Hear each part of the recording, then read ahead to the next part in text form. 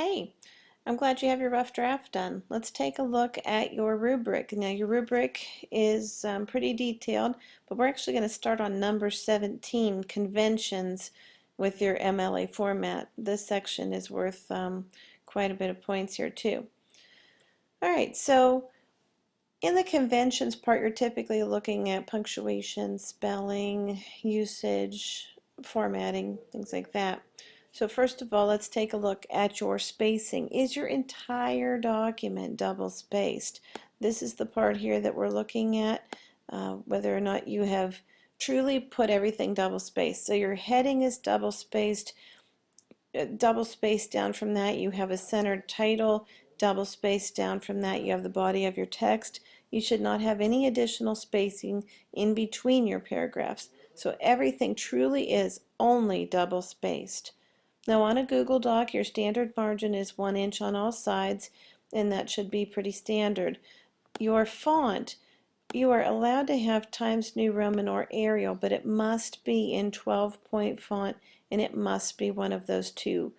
Now even your title should not be fancy, it should not be bold, it should not be large, it should only be in the same font that everything else is in. MLA is very plain Jane.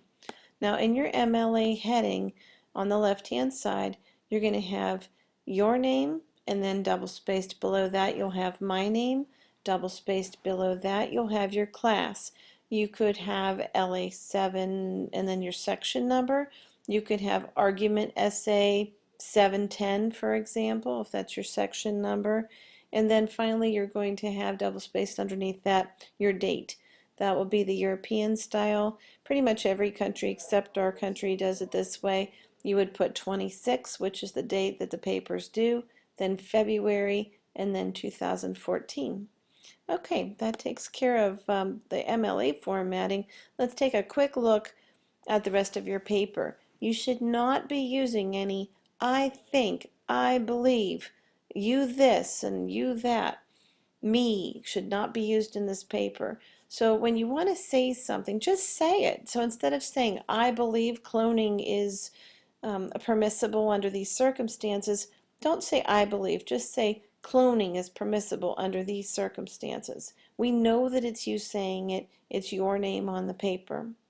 Okay, so this is part of what happens when you create a formal paper. Now you do want to look for sophisticated diction. That means, are you using appropriate word choice? You shouldn't have any sentences like cloning is important because blah blah blah. That's just very wordy. That's actually part of your style grade, but I think it also lends itself to having more sophisticated diction.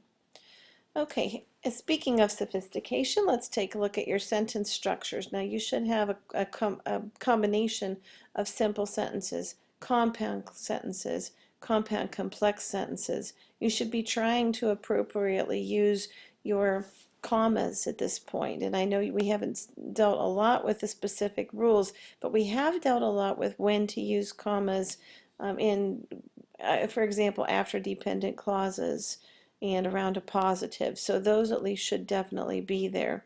We've talked a lot about so far about dependent clauses by themselves. Those are called fragments.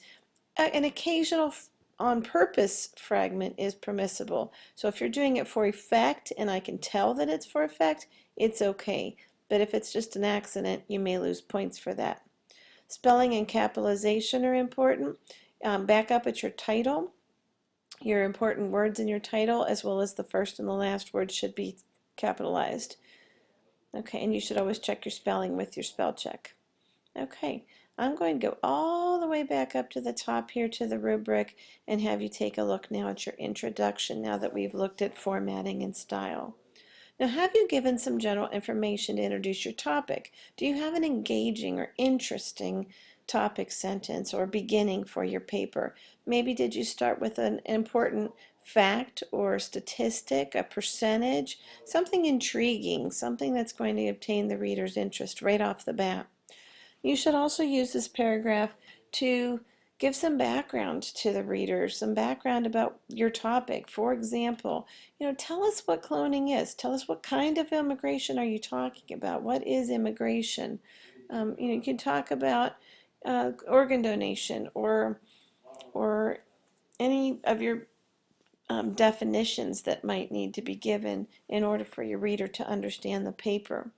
Your thesis may be underlined. I didn't require it in this, but it's always helpful if you do underline your thesis statement. So if you can just take a moment now to do that. This is where your side of the argument is explained. As you've been told before, you cannot just be a mugwump. You can't sit on the middle of the fence. You have to pick a side for this project. So you should make sure that you've defined what your side is, defined your topic, and given your stance on it. You should also include the mention of your two body paragraph topics here. So if you're talking about immigration, for example, and you're talking about the economic and cultural effects of immigration, and then you want to make sure that those are given in that order. So you might talk about economic effects in one paragraph and then cultural effects in another. Okay, body paragraph 1 and body paragraph 2 are the same, so you can take a look at those individually. However, body paragraph 1, do you have good topic sentence? A good topic sentence. Do you have a good concluding sentence? Make sure that those are present and that they are good. You also should have some decent content in your paper, and this is worth 4 points. You can see this is worth much more than anything else in the entire paragraph. Have you given enough information? Each body paragraph should be a minimum of 6 sentences, and they might run more toward even 7 or 8 sentences. Have you given some relevant evidence? So I'm looking here. Do you have a specific fact that you have cited and documented? Do you have a specific percentage or a statistic? So you always want to make sure that you document statistics. Now the thing that you want to do with these, you want to have your facts. If you said 78%, of all Americans in this study, for example, 78% of Americans supported cloning. Well, you want to give your source here, so you want to put your, and then this you're just being asked to give the website, so maybe it's www.cloning.org. I have no idea if that's even a site, but then you'll go like this and put a period afterwards. Okay, so just as an example there, that's how you would cite your source. Okay, all right. You want to make sure that you've done this at least once in this body paragraph and at least once in this body paragraph. Okay, let's take a look at your conclusion. Have you restated your thesis? This is probably going to be right at the beginning of your paragraph. Have you summarized your argument? You kind of go over the 2 points that you made in the first body paragraph and the second body paragraph. Don't use the same words, but you can restate those maybe in a sentence or so each. Have you made a call to action?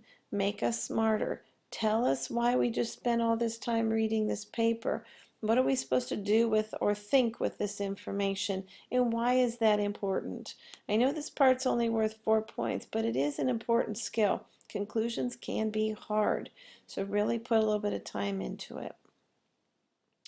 Okay, now this is where I'm going to go back up to your body paragraphs and find your sources. Has the research come from a credible source? So if you're using ask.com, about.com, Wikipedia, you are not going to get an adequate score in this area. And finally, your works cited. Now this can appear at the end of the paper. It can appear and on a separate page. What you're going to do is you're going to put works cited in the center, and then you're going to list your documentation information below. Now, you were given instructions about going to Mrs. Cusick's Blended Schools site. There are also some papers posted on the side wall of my room that will show you how to do a works cited. So look at her Blended Schools site, go down to MLA resources. You can watch videos, you can look at samples. This is not worth a great deal at this point, but in the fourth quarter it will be worth much, much more. So it is to your benefit to get it straightened out now and make sure that you know how to do this. Okay, and finally, we already talked about conventions. Going down here, what are the qualities of a good high quality paper? They are these. Sorry, I can't move this over all the way, but have you made a good argument or claim? Are you using a distinct, sharp, convincing, thoughtful, and supported claim? Do you understand, and is it clear that you understand what you're supposed to be doing? Have you, for example, um, shown the counter arguments? Okay, the organization should be logical. It should all flow together. You should have a lot of good content. Your style should be in the formal style. You should be really trying to improve your writing and your sentence structure. Your conventions should be all checked. And this kind of puts it all together. The introduction is engaging. You're using good topics, conclusion, and transitions. You're really trying to use your documentation and really find important information. You are following the MLA format, and you have edited your paper for proper English. All right, well, I hope you've been successful. You have a lot of resources to draw on, and I think you have all the tools that you need to be successful in this paper. If you need to go back through this again, have at it. I'm hoping to be able to circle a lot of different parts of, a lot of different parts of this, but I'd like you to focus on the outstanding comments and really try to achieve a lot of those. Okay, best of luck.